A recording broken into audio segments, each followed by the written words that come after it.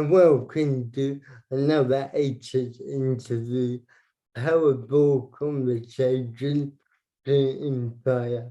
I'm Leo, and today I'm joined by Colette Myler, a senior leader working for over 20 years in healthcare.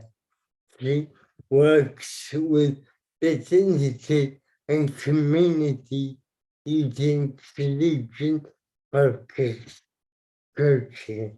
Her aspiration is to raise awareness of the Orange government's roadmap to social inclusion and help make Ireland one of the most inclusive countries. It believes that accessibility is a major key to bridge the gap between the widening gap of society ability to cope with technological and medical advances. So, Colette, thank you for joining me. Tell me, how do you think a country can be made intelligently accessible? Oh, well, first of all, thanks so much, Leo, for inviting me on to be interviewed. I'm delighted. So, yeah, how does a country develop its accessibility so it's instinctively inclusive?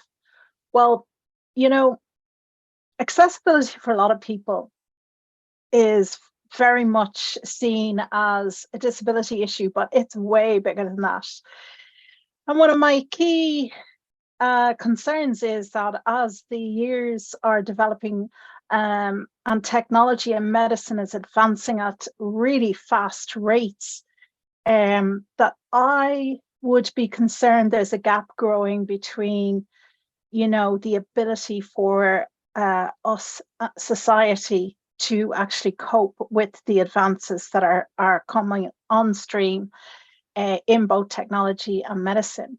So for me, accessibility is a huge area that really will tighten up that gap and allow society to embrace and move forward with amazing technology. I mean, unless you're keeping up with it and are actually realizing what changes are ahead, you can be quite unaware of, how much the world and society can and will advance in the next few years. So if we're not keeping our environments and ourselves, our own attitudes accessible, we're going to actually start falling behind, and we will get left behind. So Ireland has a roadmap for social inclusion, which is about helping everyone to be included. And that doesn't mean, like, diversity, if you know, is like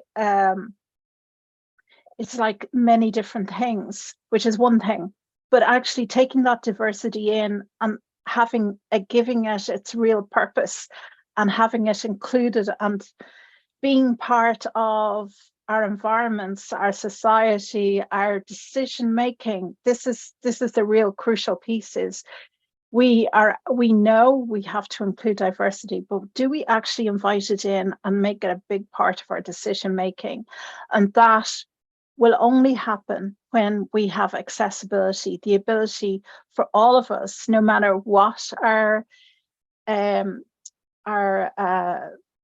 condition, I suppose, is, whether that's, whether that is a disability, whether that is that you're from a foreign national country and you don't have the language of the country you're in, whether it's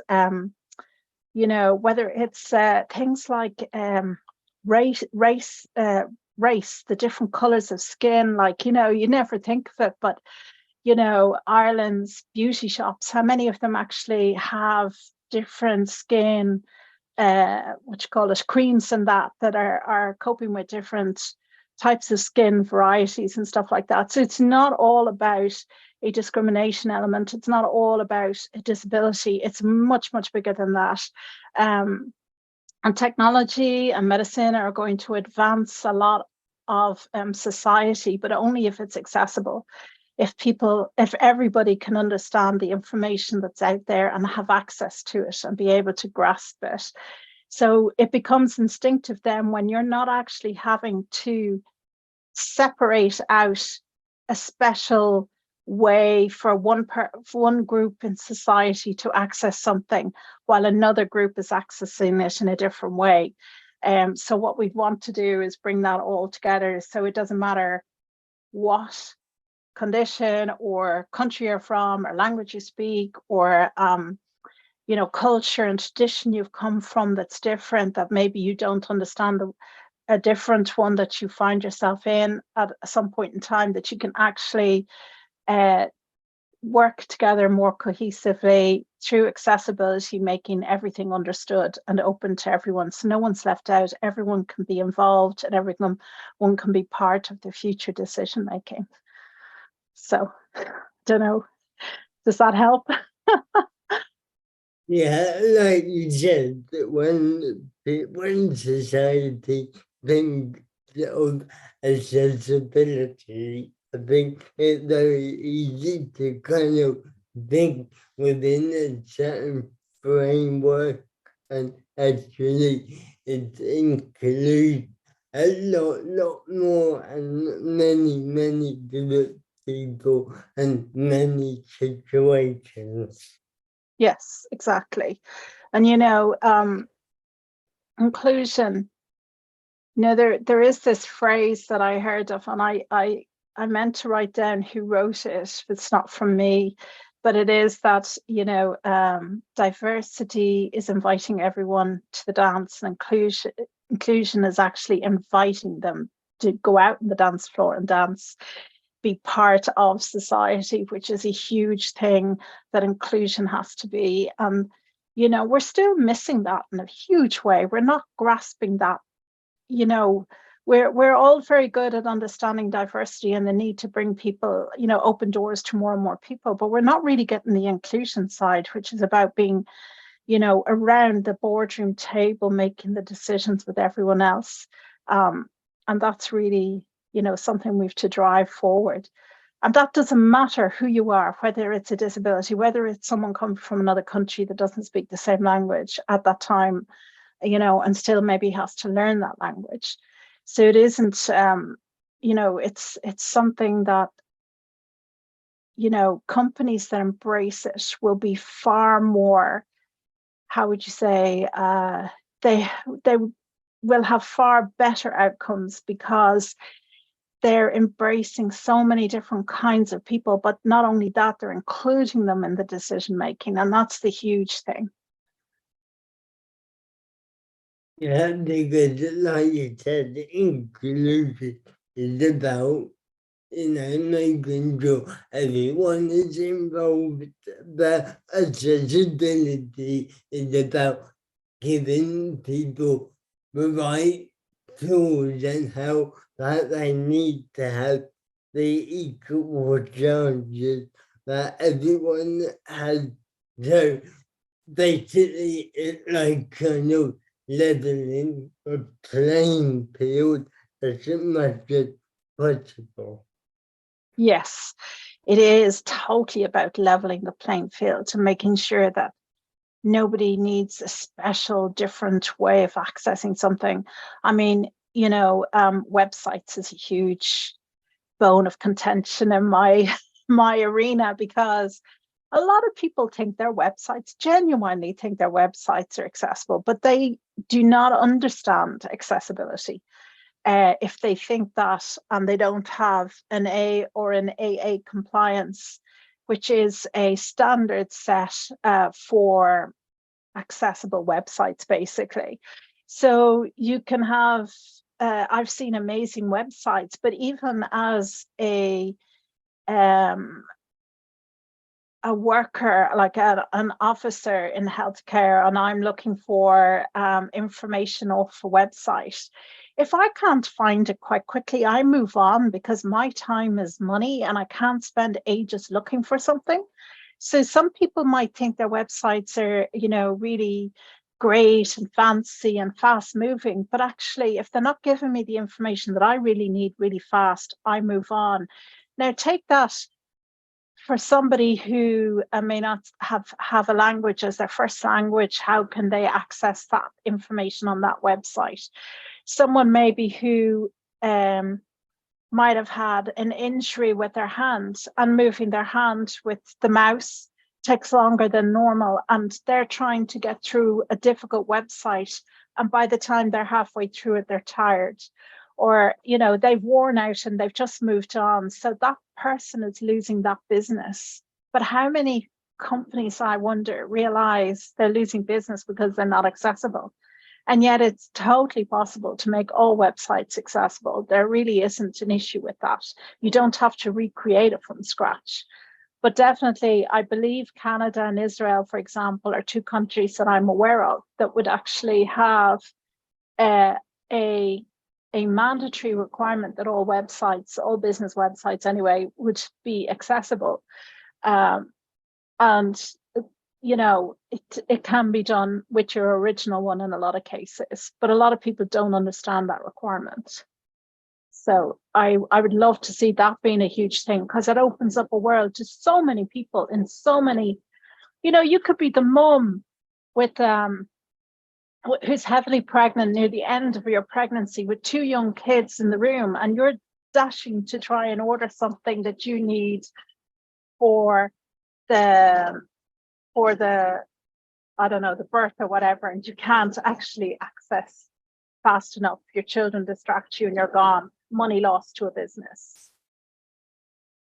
Yeah, website accessibility is very important, and I think many people don't realize how easy it is to make the website more accessible to everyone.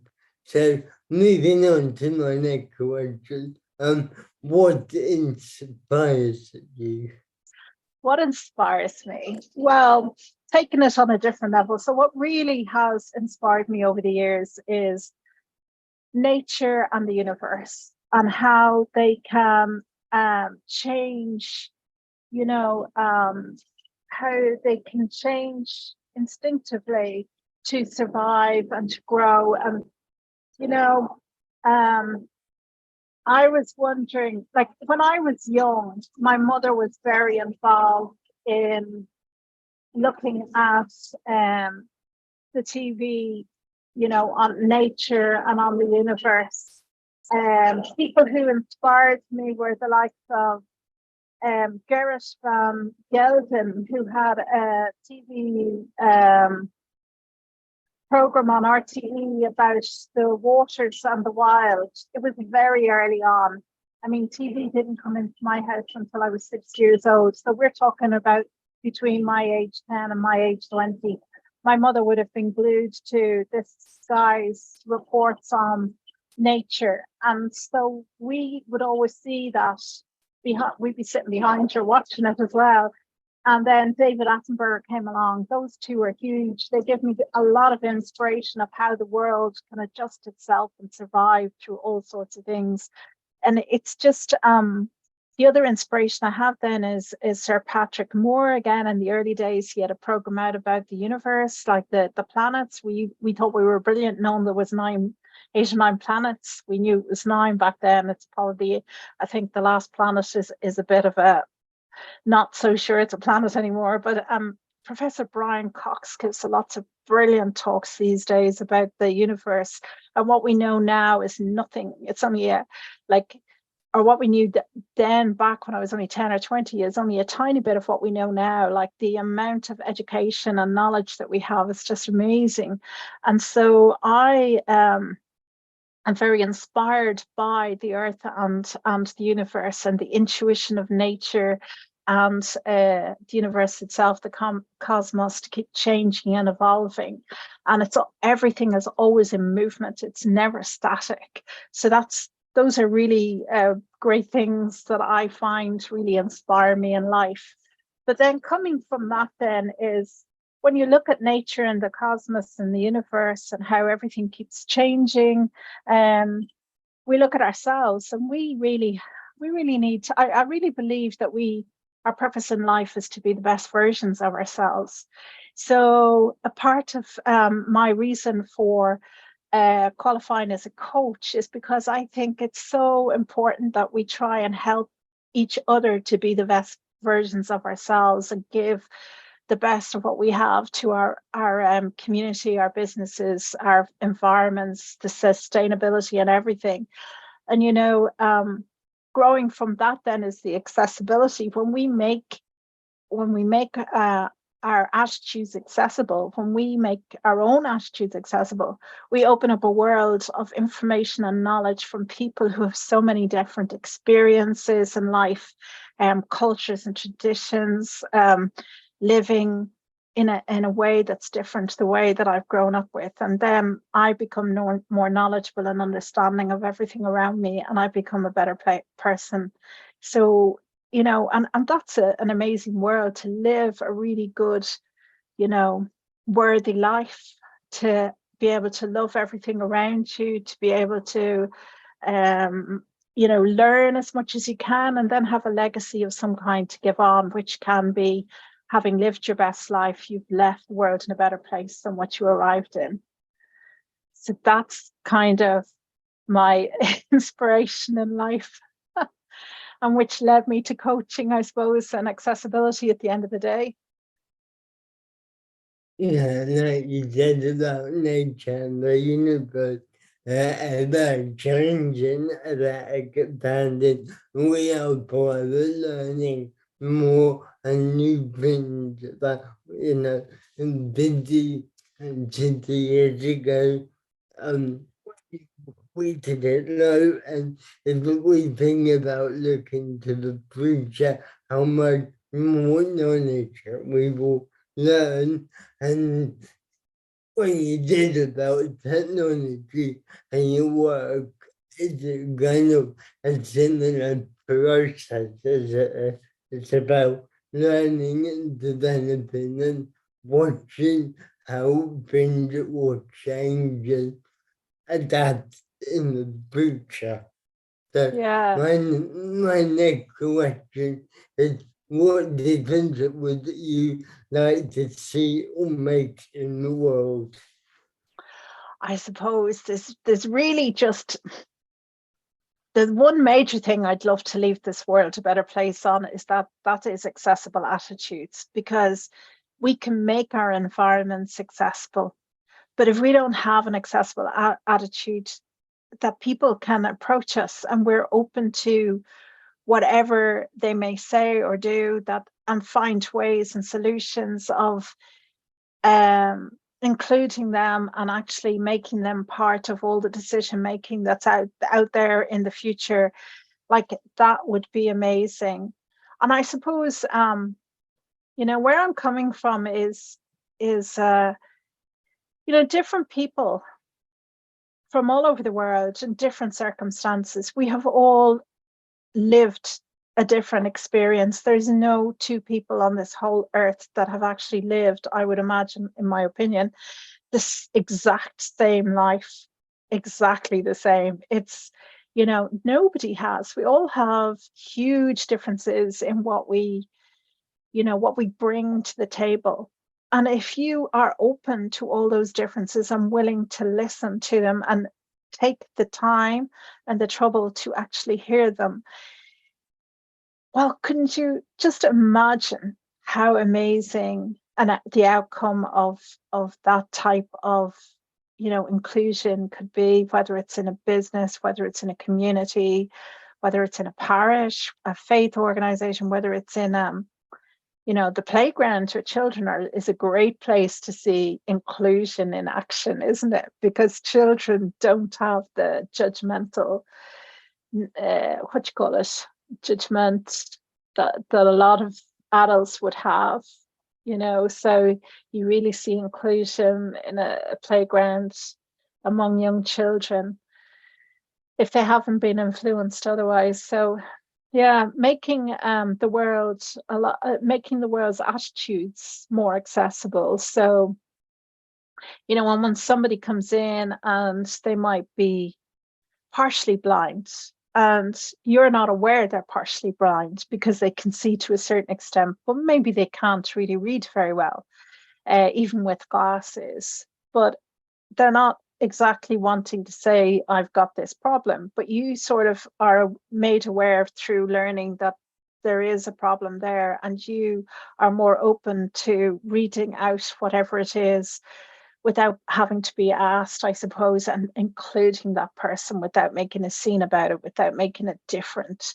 Um, I love there is some design steps and ramps which are merged into each other. So whether you go up the ramp or the steps, you're going up exactly the same entry into a building. And that's such a great, accessible, inclusive example of an environment build situation where the person who needs a ramp does not have to go around the back and go up a whole different set of entry and a different entry door to everybody else, that everybody is treated the same, everybody goes in the same front door and is greeted by the same people with the same accessible attitudes.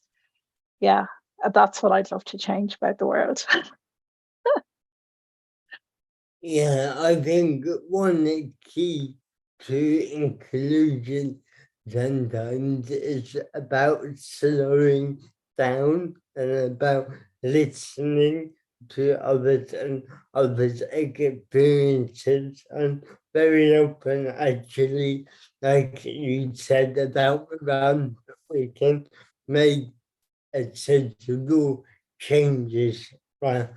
Mean places are more inclusive, that they don't need to be separated, like you said about Mm, a disabled wheelchair user needing to use a ramp around the back. You know, we can involve the ramp in the design of the building, which not only makes it accessible but also inclusive to everybody. yes. And another mistake a lot of people might make is they might think the ramp is better than the steps, but actually we often need both, because certain medical conditions, for example, might make it a lot harder for somebody to go up a ramp or down a ramp as opposed to up or down a step. So somebody like might find it easier to walk up a ramp, but easier to come down a step because of the mechanical issue they may have with their legs.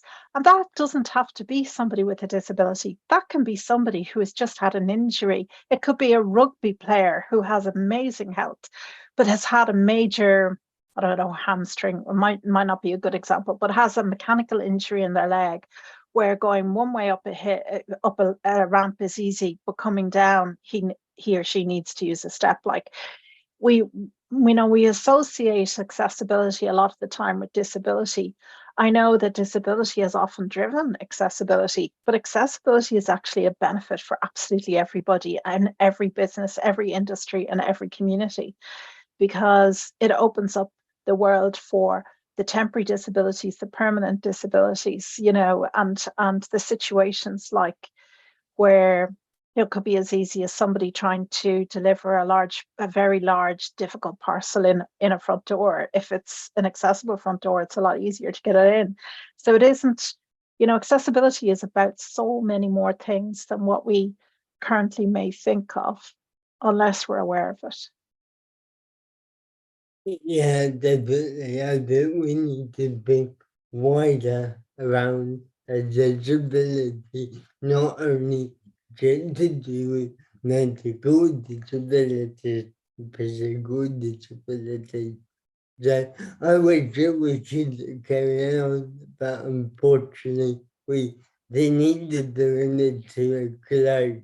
So, thank you very much tonight, Jessica. Maya, where and how can people connect with you? Yes, well, I have a business called Tealeat, which is Tealleat, and so there's a website, and my website is compatible to ANAA compliance with the disability authorities and the accessibility.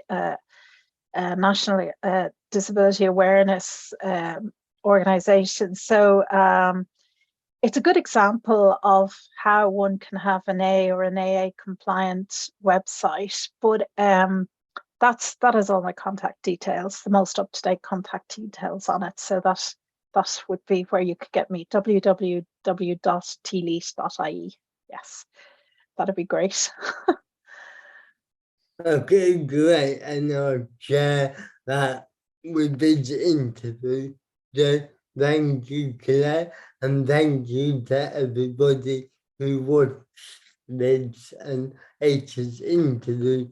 We'll be back soon with another powerful conversation. Bye for now. Thank you.